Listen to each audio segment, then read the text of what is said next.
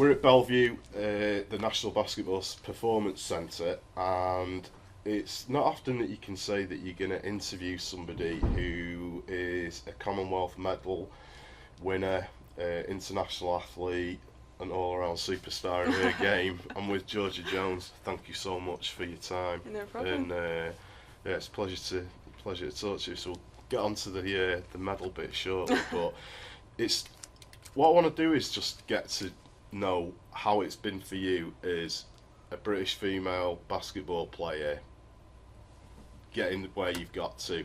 I mean, most people watching this will know that you're from a pretty basketball-rich family. So let's go back a bit. And what was it like, sort of growing up in that sort of environment where, you know, your dad was a player and then a coach, you got two brothers that play. Where did you fit into that? Was it sort of a natural thing where you fell in love with the game, or did you feel obliged to join him with playing? I always joke that I was forced, had to do it, otherwise I'd have been left out of the family or disowned. But I think just being around it from such a young age, it was easy for me to fall in love with it. Yeah, I'm a very competitive person naturally. I didn't want to be missing out on what was going on, what looked so fun and exciting on court. But yeah, just being around it and watching it from a really, really young age, just couldn't wait to really get a ball in my hands and take part really. So yeah. So how old were you when you first started to actually play the game? Was it, I just imagine this household where you've got kids running around with a basketball. Exactly. Is that pretty much how it was? Yeah, I'm pretty sure that I had a ball in my hands like straight away. Really? Yeah, that's just how we are, as a family. My two nieces are less than 2 now, and they both got basketballs. So the next generation yeah, it's already started, carry on flying the flag, Yeah, from what I've been told, I was just on the sidelines while my brothers were practicing, so early on, maybe like 4 years old. Yeah. And I remember knowing how to play basketball at 8. That was the first team that I joined when I was 8 years old, so that was the first competitive games that I started playing. But and who was that for your school? Or? That was just for like a Saturday morning sort of club team. At Reddish Vale actually. Right, yeah. So that was the first proper team I was part of. But like I said, I already knew how to play at that point. Yeah. So a lot of individual sessions with Jeff, my dad. Yeah. Also, he actually coached you into becoming a basketball player rather than letting you, naturally figure it out for you. Yeah, I think, like I said, just being around it so much. So whenever those games were over that my brothers were playing in, I would be running on court and my dad would be there with me. Yeah, okay. Just small little tips. Yeah. And did you have a goal at home in the driveway? Yeah, definitely. We had a basketball hoop in the back garden. Right. I convinced my mum to pave the whole back garden, so we had a good court set up. Yeah. But yeah, so I remember my brothers would used to play like every single night, and obviously my bedtime was a bit earlier than theirs. Yeah. And I used to just sit at the window. And you could hear the ball bounce. Really? Jealous that they were getting to play and I wasn't. So yeah, just all that sort of rolled into one, made me want to play. Yeah. Because there's like 4 years between you, 5 James, between and Cal. me and Cal, and then 7 between James. Right. Okay. So, did it get to the point where, because I can imagine that those two are outside killing each other, arguing, fighting, whatever. When did it become, the sister's come along and she's beating us, she can play this way? Did it get like that where you'd be playing with them and beating them and they'd be getting even more angry, or? Yeah, well, it was always me and my dad against my two brothers. Mm-hmm. So that was the team match. That's a game I'd really like to see now, actually. Yeah. My dad always jokes that he stopped playing when we lost. Right. But so that was how it started. That's what he says. So, right. Yeah. I had a good teammate. yeah, exactly. So then, is it the same now as well that when you all get together, your mum must just sit there going, does it become a big basketball conference? Yeah. I mean, my mum's heavily involved in the basketball conference. I was just going to say, I don't know why I'm saying that, because she's a fountain of knowledge. Whenever I sit and talk to your mum and dad, he says to her, what year was it that so-and-so played? And she knows. Instantly. Yeah. So is it just like at home with the Joneses talking basketball? Pretty much, yeah. My mum's been around, obviously, since my dad was playing, so she's been to just as many, if not more, games than my dad has, and she's got a knowledge behind her, so Yeah. any advice that we want to have, like, we can go to her too, and it's just great. Everyone just has their own opinions, which can be Yeah. controversial sometimes, Yeah, yeah. but it's So good. You're you're a really unique family then, in that you've all got this bond that's a game, as well as being family. The game sort of bonds you as well. Does Yeah. that sound Yeah. to you, or is that? No, absolutely. Yeah. It's a major part of literally everyone's life. Yeah. We all love it, and we all know what it's done for each and every single one of us. Yeah. So yeah, it has created a really strong bond, and Yeah. it's good. Because it's nice to see, you'll see you at a Giants game, Yeah. and then them at a Mystics game, Yeah. and that kind of support Yeah. must be pretty amazing. Yeah, it's quite unique. I know siblings support each other no matter what, but it's just interesting that we all Yeah, chose basketball. And have all been very successful. Yeah, yeah, Yeah. yeah. That's awesome. Yeah. It's like a basketball enthusiast dream household, isn't it? Yeah, exactly. I think my dad's just like, yes. Yeah. Do you all get sit together and watch the game? Like if there's a big NBA game on, Yeah, does like everyone if there's- pile in the living room? Yeah, and or watch even together? like the BBL stuff. Or, Yeah. If we're all free and we don't have games ourselves, It's then, everyone gets together. yeah, like at Christmas and stuff, the NBA games will be Yeah, on, yeah. And no one complains, so that's good. Yeah. Cool. So did you feel any sort of pressure as you got older? Sort of probably in your teens or whatever. Did you feel any pressure watching your brothers getting better at the game and looking like they're going to make something out of being players? Your dad having been, a great player in his day. Yeah. Did you feel any pressure to sort of live up to the family name, and did you think, wow, I need to do something, Yeah. or did you just kind of set your own goals? Yeah, to be honest, like, I always looked up to my brothers, Yeah. and I knew that they were good players, and I it obviously influenced the way I play as well. Yeah. A lot of people say that I have the same crossover as Callum, so it's definitely influenced me, but I wouldn't say it wasn't necessarily like a pressure. I am very hard on myself naturally. Right. I don't like to fail in general. So I think I put a lot of pressure on myself, and to be honest, everyone around me just sort of encouraged and supported me. Yeah. So yeah, I wouldn't say it was a pressure apart from myself putting that pressure on me, to be honest. From you, yeah, on you. It was more me being hard on myself, and then my brothers, my mum, my dad picking me up, being like, "You're okay." Well, don't get me wrong, they would be like, "Well, you did this, this, and this wrong." Which must be a kid you're inside. okay, you're good. For a kid, that must be quite hard to deal with, because for myself, if I was in that situation, I'd probably have sulked off and been like, but don't get me wrong, there's arguments. Yeah, Yeah. Because you play a game, and say you've had a bad game, you're disappointed with your game, you've then got to hear it from your parents, your brother, and all you want to do is sit down and take it in yourself. Yeah. And figure it out. Yeah, That must be hard. Hard, yeah, but I think the difference is that I obviously respect their opinions. Yeah. And I know where it's coming from, so it's not like someone off the street that's never watched basketball before. Okay, yeah. You had a bad game, what's going on? Yeah. Their opinions I value, and I know that they will give me as much support as positive criticism. Yeah. So it's it all balances out, and sometimes, of course, it's hard to take, but at the same time, like, you know where it's coming from, and it's coming from that support and them wanting you to do well. Definitely, yeah. So obviously you played at school. When did it become apparent that there was a chance that you might be able to take it further and post school go out to the States? Because you went to Oral Roberts in Tulsa, Oklahoma. Yep, that's right. I did a bit of reading on it last night, and it's really cool, because like you always forget just how in depth US sports go from high school upwards, and the biog on you that's still on their site is like, oh wow, So I'm reading about you're part of the 1,000 Points Club, and each season gives you a breakdown of what you've done, which was really cool. But how did it work for you, being a British female player, getting recruited or choosing a university to go to over there? Was that a process where you kind of had to go to them, or had they heard about you? Yeah. And I started hearing from schools probably when I was about 16. Right. And at the time, there wasn't many people that had got the opportunity to go over there. Right. I know Lauren Thomas Johnson. Yeah. She was part of our club, and she went over there a couple of years before I did, and she was like one of the ones that was able to go. Whereas now it seems a lot more people are getting the opportunity, which is great. But at the time, it was quite unusual, really, for schools to be reaching out. But I think a lot of that was to do with me playing internationally for England.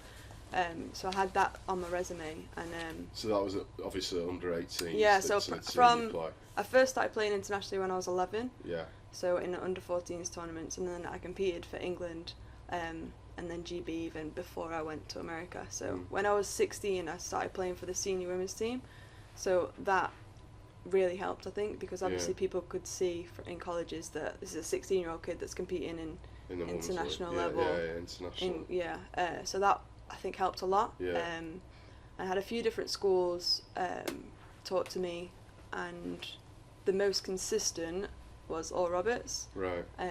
It also helped that I had family in Oklahoma City, which is 2 hours away. Right, okay. So I went to go visit and really liked the programme, and a big key for me was I wanted to go somewhere that I was going to play. I knew I could play as a freshman. Yeah. So yeah, it just seemed like a right fit. I've not really been on a team where I've not got to play, so I thought it would be difficult having that such a big adjustment, being away from home and then having to sit on the bench. I wanted to make sure I could go to the right kind of level that I was able to compete, and I was confident in competing in it. Yeah. Right, so basically, did you do a couple of visits? So I went to another school in Texas, and it was a really good school, but it just wasn't the same sort of vibe that I got from All Roberts. And I think, like I said, the family being close and it feeling quite like a close-knit community. It was only small school, Division 1, but good athletic program, and it ticked all the boxes, really. And like I said, the coach was consistently recruiting me for like 2 years, so right, because it's, I mean, even for an American athlete to start all 4 years in college, that's just not an easy thing to do, because like you said, a lot of freshmen might play, is it JV that they play, or that's in high school. Is that just high school? So it's difficult coming in, especially in Division 1. It's difficult to come in as a freshman and get substantial minutes. I was actually even more fortunate. I don't know if you can use that word, but one of our starters didn't return, so I ended up going from I should have been playing about 20 minutes a game to like 40 minutes a game my freshman year, because we were just low on numbers. But I really did grow so much, and the transition was so much easier because I was doing what I was comfortable with. Like that was the consistent basketball. So whether it's in England or in America, I was playing, and that's what makes me happy. So that helped a lot. Right. So by your sophomore year, I read that you got an injury. Yeah. What was that? I'm going to take a guess here.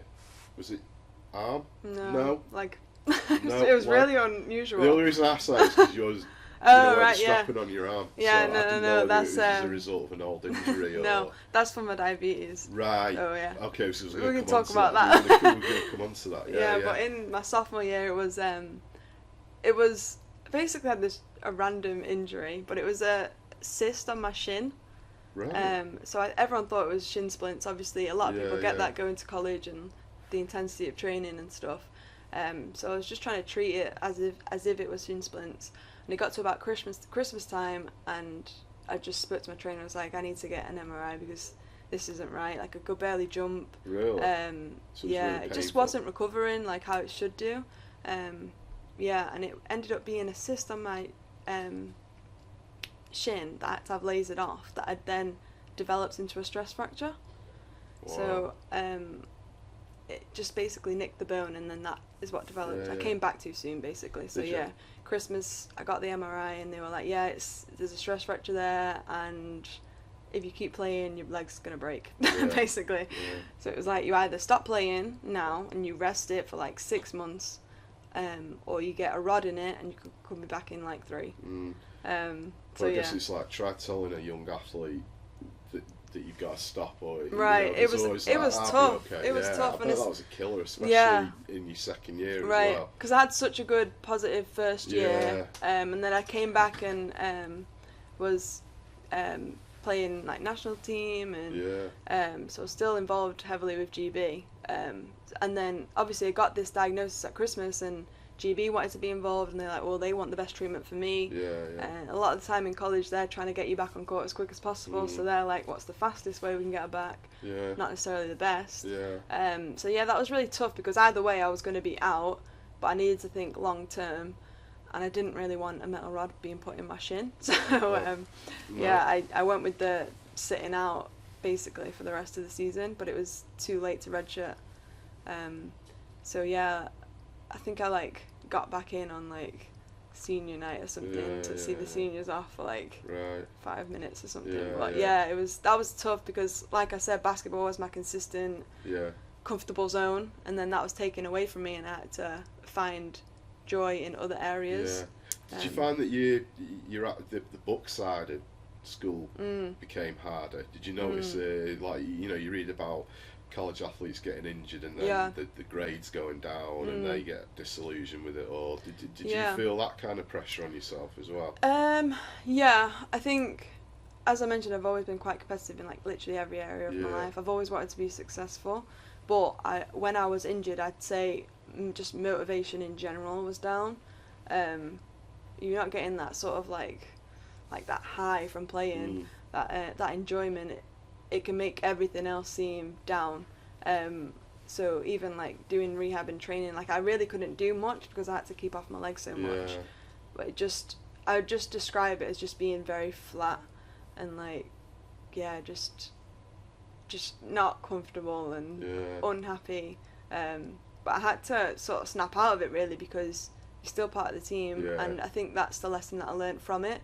Like, I'm on the sideline, I can still be vocal, I'm still a leader, people still respect what I've got to say. So I sort of threw myself into that side of things a bit more, and tried to learn from the sidelines, I guess. And because as an athlete as well, it must be a real difficult double-edged sword, because you want to be there for your team and give your input, support and whatnot, but if the person playing in your position is hot and playing well, you kind of going, you know, that's somebody who's playing really well in my spot there. You know, does that sort of thing creep in, or do you have to try and block that out and just see the situation for what it is? Yeah, I think whenever that does creep in, you've got to really look at yourself, because then that's surely you doubting yourself that you're able to come back, and you know. I know, don't get me wrong, that is in there, that sort of like mindset, but I think because I knew I was out for the rest of the season, my mindset was summer. Summer I can get my back to where I need to be. I've practiced every summer of my life, like that's where I make my improvements. I didn't really think I've got to get back, because I had it in my head that it was going to take that long to heal, no matter what I did. So if there was one silver lining, it was that you knew you were going to be out for the rest of the season, so it wasn't like you were kind of forcing the issue to come back, you know, for playoff time or something like that. So I think once I'd come to terms with that, it was done season. It was a lot easier to deal with, and like I said, I could focus on the other things off the court. And at the end of the day, I still want to win. So whatever I could do to help the team at that point, whether it was me seeing things from the sideline, because you can't always see it when you're on the court, but just tries to help. That's pretty amazing, because you'd have been, as a sophomore, you're 19, 20? Yeah, 20. And to have to deal with, you know, you've made it where you've always aspired to be, playing college ball in the States, and then to get hurt. And to deal with it that way must have taken a lot of, you know, that's must have been pretty hard for you to come through. Definitely. I'd say the first month or so was tough. Like, didn't want to be there, was just not finding the joy in anything else, because I was just so reliant on finding the joy in basketball. We hear of pro players that get injured, and you know, when they're told they're out for a year, they're done. You know, they're done. You know, other things can, you know, lead them into whatever it is, and it's over. So to come through that at the, you know, at that age, away from home, is pretty incredible. Really. I think I probably appreciate it more now than I did at the time. But I bet you do. So we kind of touched on it there, but one other thing I wanted to mention about it, you met somebody you played with over here, Dominic Allen.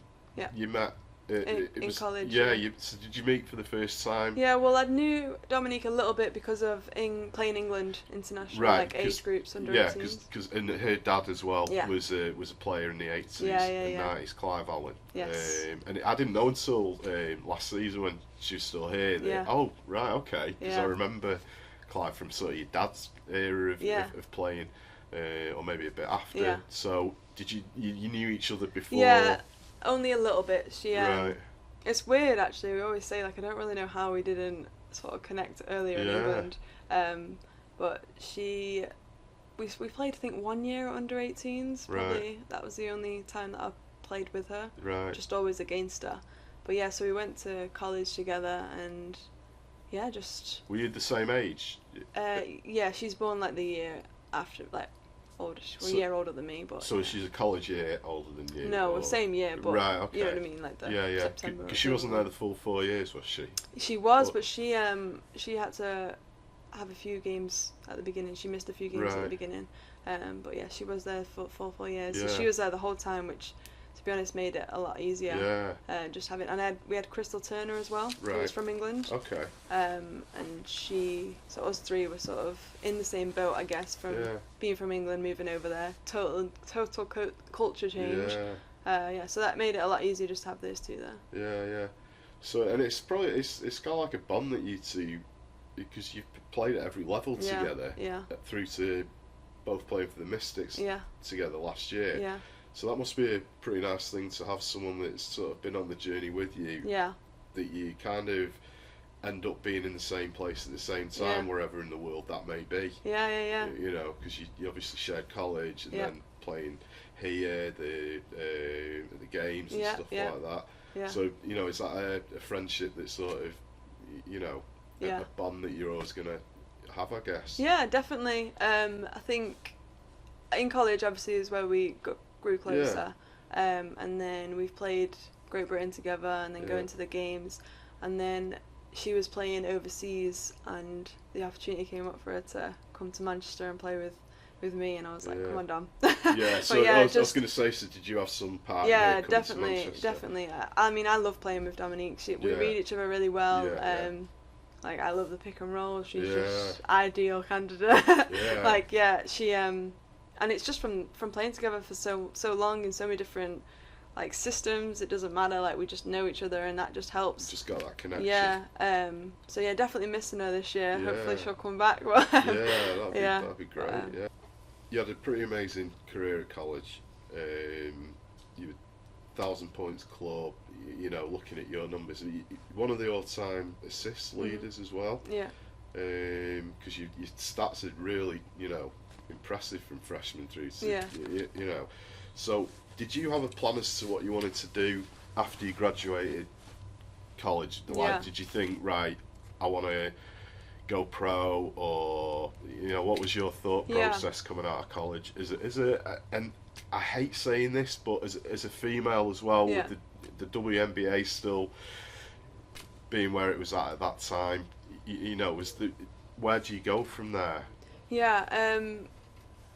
I'm honest, I think the WNBA was just a bit too far out of it. In my head, I'd always planned to go back to Europe and try and play professionally there. That was my plan. Right. I think that's what was expected. But I thought, like, give it a go. Like, I'm happy wherever I'm playing. Yeah. But that was the sort of plan. Go back to Europe, see if I can get a professional contract there. But after college, the first thing was Olympics. So the training camp. So I went to training camp and got cut from the Olympics. So that was another like hurdle, sort of. I guess that was the first thing that I was planning on doing. Yeah. And then obviously that was to knock off. Was that a big blow? Yeah, definitely. Yeah. I think it really could have gone either way. I could have just been like, I am done with this sport. Like, because from when it was announced that it was going to be London, that was my only goal. Was Olympics. Just Olympics. Yeah, and I think it was everyone's expectation really. It didn't help that I had that injury my second year. That sort of knocked me out of the loop, knocked me out of the squad a little bit. But yeah, so I went to camp and then got cut, And yeah, it was really tough. It was tough more so because I think everyone was like, what? Like, everyone expected it, but also it was my only goal. So then I was a bit lost, to be honest. But then I got selected to play in the World 3-on-3 Championships in Athens. Yeah. And I think if I didn't do that, I might have possibly stopped playing. Yeah, that really helped. Like, it was such a fun tournament, and it was just, because 3-on-3 you have no coach, it's just you go on there, you just play. It's so free, it's very like player orientated, so relaxed, and it just made me fall in love with the sport again, really. So yeah, that was so it came at the helpful. right time. Yeah, definitely. Because I mean, that must have been, and again, it's just a pure testament to you as a person to bounce back like that. You know, it's like you get faced with some adversity again. Yeah. But you carried on going. Yeah. And because that must have been to you to see that goal be taken away. Yeah. You know. Yeah, it was tough. Definitely tough. It was really tough. But yeah. What I didn't realise is that you actually did go to Europe briefly. Yeah. To Romania. Yeah, random. Yeah. What Yeah. what was so that? I first started. I started the season in London playing for Barking. Okay. Mark Clark was the GB coach that introduced me to the national team, and I have a lot of respect for Mark as a coach, and he basically said to me, come to Barking, like, if you find a job, we'll let you go, but yeah, just play for us until you get something else, basically. And I had an agent, and he found me a job in Sweden and a job in Romania at Christmas, and the Romania contract was for like a month longer, so I was going to get paid more money. So I chose Romania, a bit random. But yeah, that was really interesting, because going from wanting to play in Europe and that being like the path, and then going over there, it's like, right, was I'm like, here now. Is this okay. it? Yeah, but the level was surprisingly good as far as the league. Like, the top 3 teams in that league were tough, like really good. Yeah. Like, 5 imports, like strong. Yeah, it was decent. Yeah. My team was not. I was the only import. Okay. We were really young. All of us were under 23. Right. So we actually played in the professional league and an under 23 league. Okay. We'd win the under 23 league and then get killed by like 20 points. And being the only import, I was 40 minutes. You got to score 25 points a game. Like, yeah, it was tough. But the people were really nice, and I couldn't fault it at all. Right. But the one thing I did find is that it was just so isolating, especially being the only import. So my teammates could speak a bit of English, but it was just me. So just you're on my kind of own. on your own. Yeah. So that was only a contract. You knew you were only ever going to be there for a Yeah. short period of time. Yeah. So it went to the end of the season, but I only started January. Because I've wondered if maybe you'd gone out there and gone, this isn't for me, Yeah, I want to go home. Yeah, no. So it was a contract that was tailored that way. Yeah. So then after that, you came back over here and went to Loughborough and then Leicester. Yeah. So was that, they come to you and said, we'd love to have you come play here? Yeah, so I played in the 3-on-3 tournament with Matt Harbour, who was the coach at Leicester. So he got in touch with me and was like, we can give you your masters, pay you some money, and just come play for us. And it was a 2-year deal. So I ended up signing there, playing for Riders, and then I added an additional year. So I was there for 3 years before coming back to Manchester. Yeah, because Loughborough is kind of pretty well known as being a great place in the UK to play. Yeah. To play this sport. Yeah, definitely. And then you naturally progressed to the Riders. Yeah. And then you came home finally. Yes. So you came full circle. So what was it that got you back to Manchester to play at home? I think there was some changes going on within the club. They were making the moves to be a bit more professional on the women's side. Yeah. And I knew that if I could get the right people here, that it would be a positive place to be. Yeah. And I love Manchester. I love being home. So as soon as I saw them taking women's basketball a bit more seriously here, it was the right move. And having a facility that we've got here. I mean, playing at Belle Vue. It's amazing. It's you've only got to walk. I mean, the first time I walked in there, I just thought, this is, I'm older than you. I'm thinking, if this had been here when I was a kid, it's just unbelievable. Yeah. You walk in there, when you see it on a show game with this, the bleachers pulled out, it's amazing. So that would be part of anyone's decision to play in Manchester. It definitely it's like helps. we get to play on that court. It definitely helps. Those facilities. Yeah, and obviously we're a long way off from getting the spectators that we want at our games. Yeah. But it's set up to it's happen. kind of there for the taking, really, isn't it? Yeah, exactly. And we're the only professional team playing out of here right now. Yeah. So that's a plus. Yeah. So to go off on a bit of a tangent somewhere, we touched on it before, but you're also a diabetic athlete. It's like the more Georgia Jones is just this like I don't know how you're like an onion. You peel off all these layers, and there's so much to you, that is amazing. I mean, I'm not saying it's amazing that you're diabetic. I'm just saying it's sort of another thing that. Is it another? Did you feel like another thing that's been thrown my way is that I'm diabetic as well, or I think when I think about it now, like in hindsight, I think it was only a motivation for me. Yeah. I don't like to have any. I don't like to think of anything holding me back in any kind of area. And I think it could be argued that I wouldn't have achieved as much as possible, like as much as I have, without having diabetes. Like, well, when I think about it, I think it's definitely more of a motivation than anything else. Yeah. That's not to say it's not been hard, but yeah. I was diagnosed when I was 7. Right, so it's something that you've had. Yeah. So it's not something that you've had to get used to. No, I mean it's constantly changing. Like if you ask any diabetic, it's every day could be completely different. Yeah. But because I was so young when I got it, I've had to deal with it throughout my whole career. So it's not like I was, playing for 8 years solid without any issues, and then all of a sudden I had to change everything completely. It's just always been part of me, and I've just got on with it. Really. So it's something that's never affected your basketball career or anything like that. Yeah, I mean it's constantly there, and it's constantly something that I have to think about and adjust and pay attention to. On top of everything else that you have to think about. But like I said, I was never going to let it stop me from playing or hinder my performance.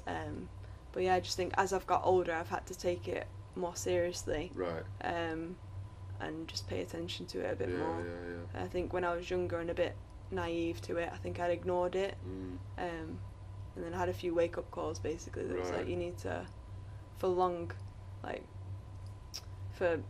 life after basketball, you need to sort of focus on it now and get it right and controlled. Yeah, because it's something that you've spoken quite openly about before, which is obviously great, because a kid wanting to do what you've done, goes, oh wow, Georgia Jones is diabetic. Well, and I don't want to call it your misfortune, but there's no other way of putting it. Your misfortune could be an advantage to a young kid who feels that they've got diabetes, and that might hinder them in some way. But then to see what you've done is a motivator for them. And is it something that you actively want to keep on working with people and educating with it? I mean, I'm passionate about sport in general. Like, I think everyone should invest in sport, in a sport that they love, because it can give them back so many things. But I think particularly for diabetics, for me, it's just made me be so much more aware of my body and what's going on with it. It's never hindered me. If anything, it's made me prioritise diabetes, and so that I can play the sport. I just want people to know that it's not impossible, and not to be scared of it, I guess. Like, every single person that I've interacted with, come in contact with, like coaches over the years, have been supportive of it, and like, they may not understand it completely, but people will people will support you, and it is possible. And like I said, it made me definitely concentrate on my diabetes more, and make sure that I was in control of it, so that I could perform to the best of my abilities. I just think it keeps you healthy. Like, it shouldn't be any different to any other person. If you've got diabetes, you can do whatever you want. yeah. Okay, so after everything that you've done, you make it out to the States, you play university basketball there, you come back, you play in Europe, you play in Loughborough, Leicester, you're back to Manchester, and then you talked about the disappointment of not making the cut for the Olympics, but then the Commonwealth Games comes up, and even though it's that complicated thing about GB versus England and whatnot, you do make the team, and you're going to go to Australia to represent your country in the Commonwealth Games. Does it get any better than that for you as as an athlete representing your country on that level? Because you already, I mean, how many caps did you have prior to that? At that point, I think I was on 51 maybe. Because you're over 50 caps, aren't you? Yeah, I think I'm on 53 now. Yeah. I think. So I've got to ask you, do you actually get a cap as well? No. No. With football, you actually get a cap. No. I think I did my first ever cap. Right. Yeah. But So you get selected for the team. Yeah.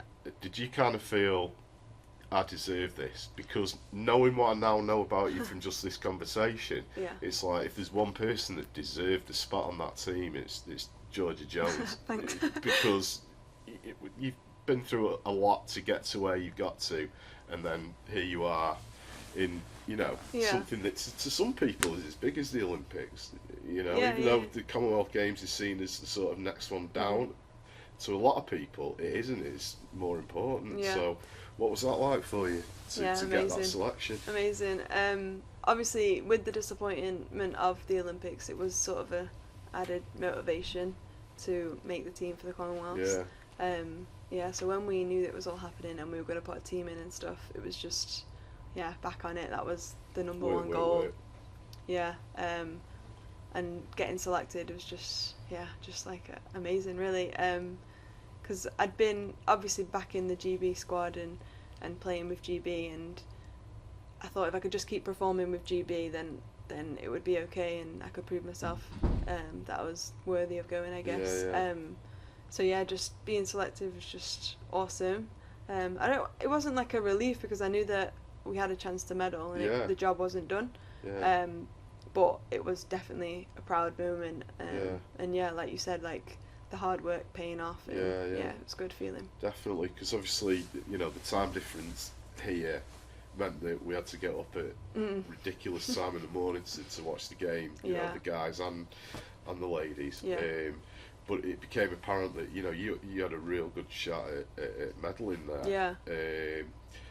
And it was like a tale. It was like a tale of two things, because you guys are out there smashing it, but what you don't realise at home for the basketball community is the further you were progressing, the worse the coverage was getting, to the point where I myself was sort of the pioneer of starting the Twitter campaign, going, why are we showing Crown Green bowling at the Commonwealth Games when the GB ladies are progressing well and they get a medal? And, I don't suppose you'd have been aware of that whilst you were out there, but here it was just crazy. So did at the start of the tournament, did you think, we're gonna medal here, or was it, let's just take it a game at a time, let's not get too confident, let's just... I think we went into it confidently. I knew that the potential of a medal was there. But then as well, just take it one game at a time. Like, we have to obviously perform each game. But we all knew the expectations. Obviously, the last time England were in the Commonwealth, they got a bronze. So we knew that we could do that, and if not better. And that was the goal, to go there and get a medal. And the team that was there, it's very similar to the GB team that had been competing and performing well and getting the results. So I think we were on a high as a team as well. Confident, feeling like we were playing well. So it wasn't an unrealistic expectation, really. But we just managed to take one game at a time, get the results, and come back with a medal. So that silver medal game, and there's a box there that I keep looking at, and I'm going to say, is there something there? Silver medal. First of all, it's like, I thought that you'd just get like a box that you'd I know, a lift box open. is awesome. So were you surprised when you got handed that? Or, I was like, oh. Do you get no, during the ceremony you get the medal? Yeah, we just get the medal and then they go, here's the here's the something box to put it in. Yeah, awesome. But yeah, so this is the silver medal we got with it. Wow. But yeah, that's amazing.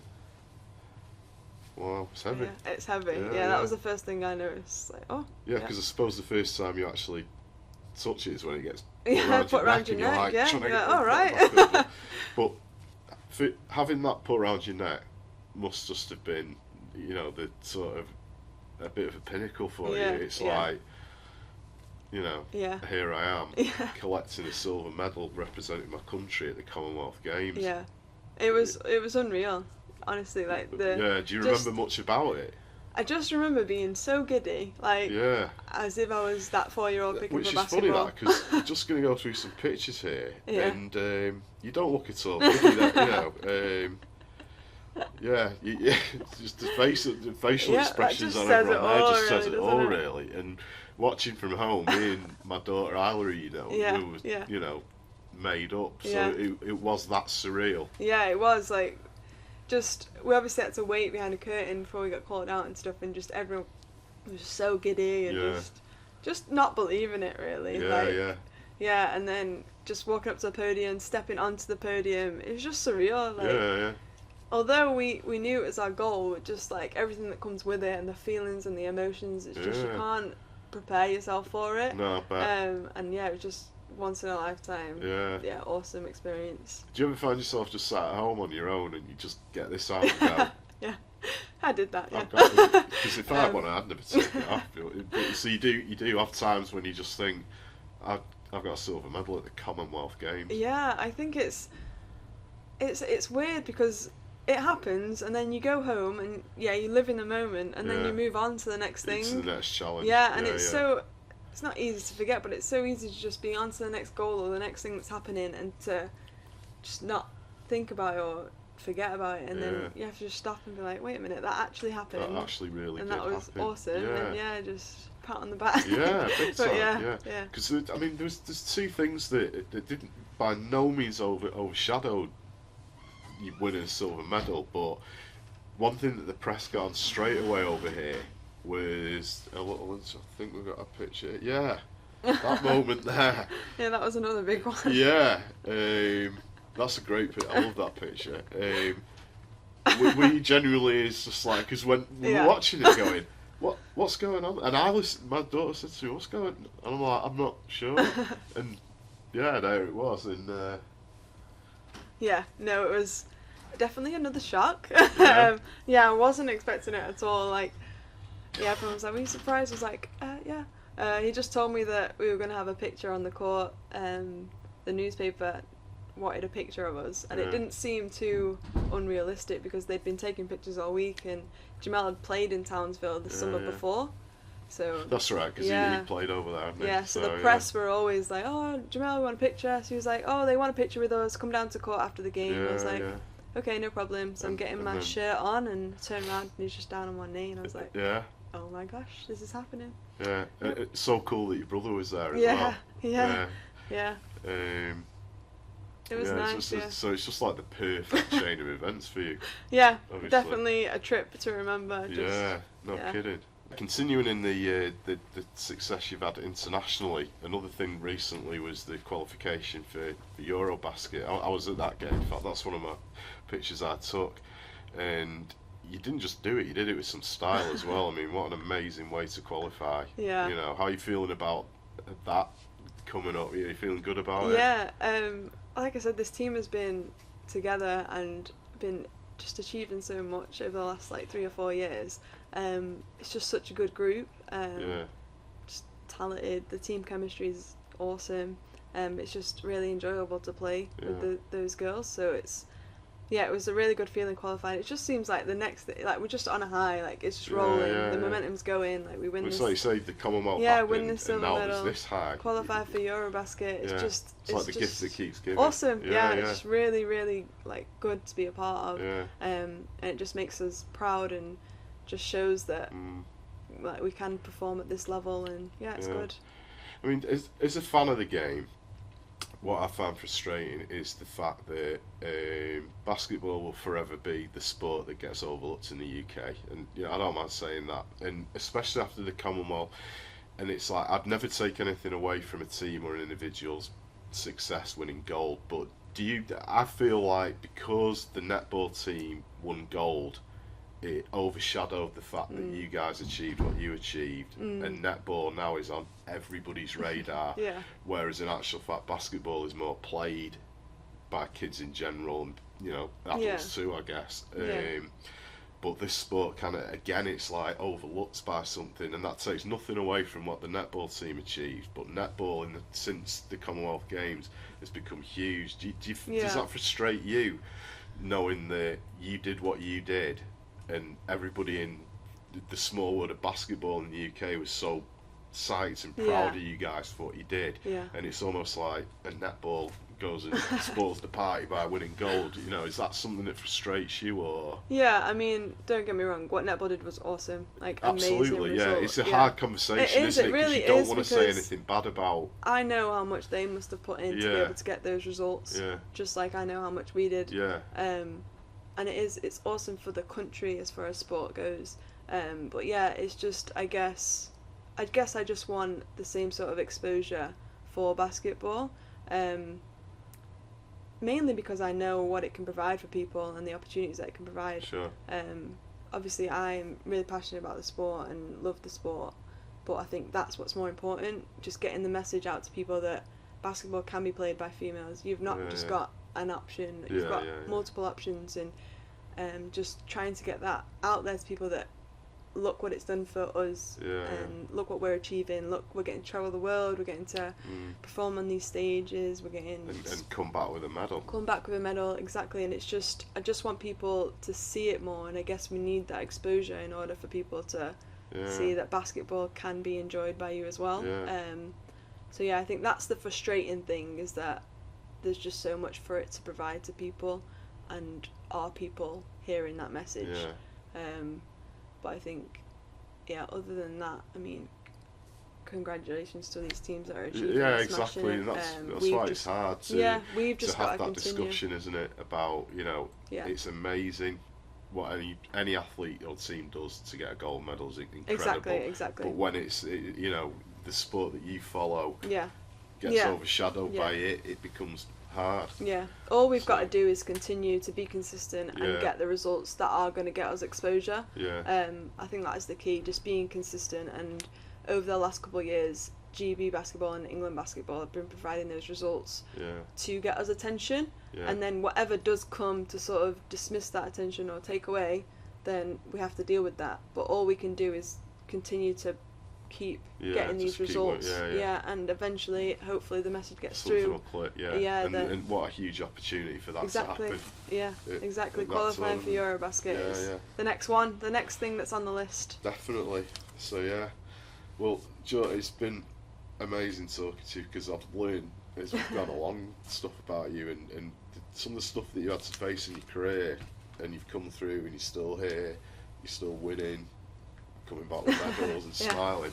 It's just unbelievably motivational to any kid watching this, and thank you so much for your time. It's been thanks great. So much for inviting me. Thank you. Thank you. Nice one.